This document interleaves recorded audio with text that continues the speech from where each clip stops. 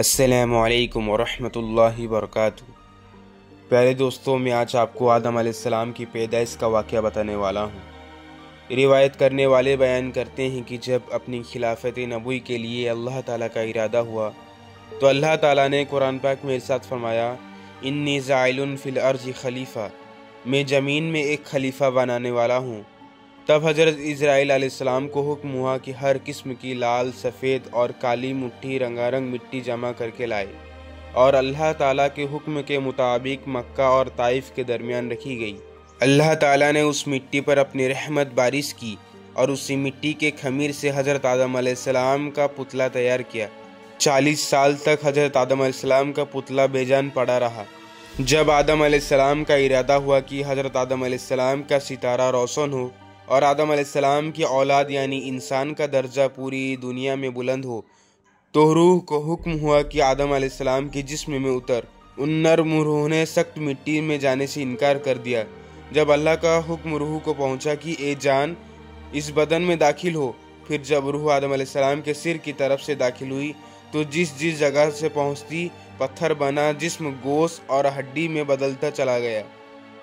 جب روح نے حضرت آدم علیہ السلام کے سینے تک پہنچی تو حضرت آدم علیہ السلام نے اٹھنے کا ارادہ کیا، لیکن وہیں پر زمین پر گر پڑے۔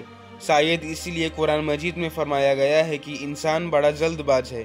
اسی حالت میں حضرت آدم علیہ السلام نے چھینکا، اللہ کی اور سے الہام ہوا، اور حضرت آدم علیہ السلام کے الحمدللہ، تمام تعریف اللہ کے لیے ہے۔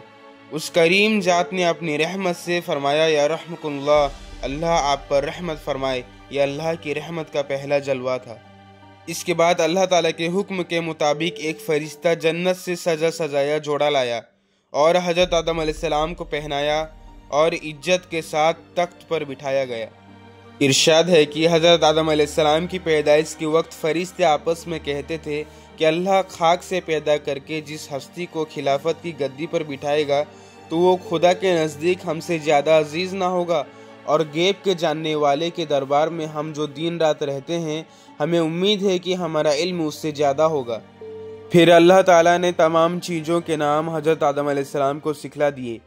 فرشتوں کو حکم دیا کہ اگر تم سچے ہو تو ان چیزوں کے نام بتاؤ۔ فرشتوں نے جواب نہ دے سکے، اپنی غلطی مانتے ہوئے بولے، اے اللہ، پاک ہے تو، ہم تو صرف اتنا ہی جانتے ہیں جتنا تو نے سکھایا، اور تجھ سے بڑھ کر کون جاننے والا ہے۔ تب اللہ تعالیٰ نے آدم علیہ السلام کو ظاہری اور باطنی کلام سے آراستہ کیا۔ حضرت آدم علیہ السلام کو ظاہری اور باطنی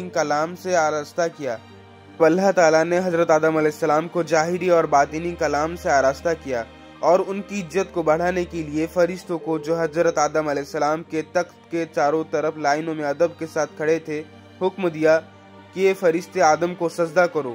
تمام فرشتوں نے حضرت آدم علیہ السلام کو سجدہ کیا، مگر ابلیس نے انکار کر دیا اور بولا کہ میں آدم سے بہتر ہوں، اس لیے کہ مجھے آگ سے اور حضرت آدم علیہ السلام کو مٹی سے پیدا کیا گیا ہے۔ ابلیس کے اس انکار سے اس پر پھٹکار پڑی اور اسے فرشتوں کے ساتھ سے الگ کر دیا گیا، اور حضرت آدم علیہ السلام جنت میں رہنے لگے۔ روایت میں آیا ہے کہ کوئی ان کا ساتھی ہو، زندگی کا ساتھی۔ حضرت آدم علیہ السلام نے خواب میں غلبہ کیا۔ اسی بیچ اللہ تعالیٰ نے اپنی قدرت سے آدم علیہ السلام کے پہلو سے حضرت حوا علیہ السلام کو پیدا کر دیا۔ جب وہ جاگے تو دیکھا کہ ایک پاک صاف عورت بیٹھی ہے، بہت خوش ہوئے، پوچھا کہ تو کون ہے؟ حضرت حوا علیہ السلام نے کہا، میں تیرے بدن کا حصہ ہوں، اللہ تعالیٰ نے تیری پسلی سے مجھے پیدا کیا ہے۔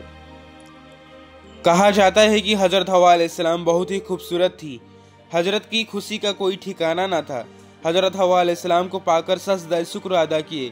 اللہ تعالیٰ کی طرف سے عرش کے اٹھانے والے فرشتے اور آسمانی فرشتوں کے سامنے ان دونوں کا نکاح ہوا۔ پھر ان دونوں کو حکم ہوا کہ تم اس جنت میں رہو اور جو چاہو کھاؤ پیو، مگر اس پیڑ کے نزدیک نہ جانا۔ اشارہ گیہوں کے پودے کی طرف تھا۔ ابلیس نے حضرت آدم علیہ السلام کو سجدہ نہیں کیا تھا اور وہ جنت سے نکال دیا گیا تھا، اس لیے اسے حضرت آدم علیہ السلام سے خاص طور سے جلن ہو گئی تھی۔ ابلیس ہمیشہ ایسے ترکیب سوچتا کہ کسی طرح میں حضرت آدم علیہ السلام کو جنت سے نکال دوں۔ اس کے لیے ابلیس نے سب سے پہلے مور کے پاس گیا، اس سے دوستی کی اور کہا، میری دوستی کے حق تجھ پر ثابت ہے، ہم ایک مکان میں رہتے بھی ہیں، میری درخواست تجھ سے یہ ہے کہ مجھے اپنے بازو پر بٹھا کر بہشت میں لے جا، یعنی جنت میں لے پہنچ، تاکہ میں اپنے دشمن سے بدلہ لے سکوں۔ مور نے اس کام کرنے سے انکار کر دیا اور کہا کہ تو سانپ سے بول۔ تب ابلیس نے سانپ کے پاس گیا اور اس کو اپنے جال میں پھنسا ہی لیا۔ سانپ ابلیس کو منہ میں رکھ کر جنت میں داخل ہو گیا۔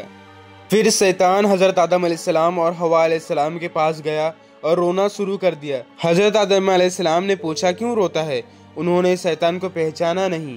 شیطان نے کہا میں تم کو نصیحت کرتا ہوں، مجھ کو تو تمہارے حال پر رونا آتا ہے کہ تم اس جنت سے نکالے جاؤ گے اور یہ جنت کی نعمتیں تم سے سب کی سب چھین لی جائے گی، سب کی سب لے لی جائے گی، اور زندگی کی عزت کے بجائے موت کے درد کا مزہ چکھو گے۔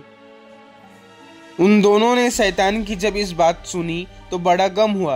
ابلیس نے کہا اگر تم میرا کہنا مانو تو میں تمہیں ایک ایسا پیڑ دکھاؤں، اگر تھوڑا اس کا پھل کھاؤ گے تو ہمیشہ زندہ رہو گے اور موت کی شکل کبھی نہ دیکھ سکو گے۔ حضرت آدم علیہ السلام نے پوچھا وہ کون سا ہے؟ شیطان نے کہا وہی پیڑ ہے جس کے کھانے سے اللہ تعالیٰ نے تمہیں منع کیا ہے۔ حضرت آدم علیہ السلام نے اس بات کو قبول نہیں کیا، میں خدا کی کبھی نافرمانی نہیں کروں گا۔ جب شیطان نے قسم کھائی کہ میں تمہارا بھلا چاہتا ہوں تو بھی وہ اس نافرمانی سے انکار کر کے اور اٹھ کر چلے گئے۔ پھر شیطان نے حضرت حوا علیہ السلام کی خدمت میں جا کر اس طرح ان کے دل میں بھی وسوسہ ڈالا اور سانپ نے شیطان کے کہنے پر گواہی دی۔ حضرت حوا علیہ السلام نے حضرت آدم علیہ السلام سے فرمایا کہ سانپ تو جنت کا خادم ہے اور وہ شیطان کے حق میں گواہی دے رہا ہے، تو میں پہلے اس پیڑ کا پھل کھاتی ہوں۔ اگر کوئی بات پڑے تو میرے واسطے اللہ تعالیٰ سے معافی مانگ لینا، اور نہیں تو تم بھی میرے ساتھ کھاؤ، ہم تم دونوں تمام عمر جنت کی نعمتوں کو چین سے کھویا کریں۔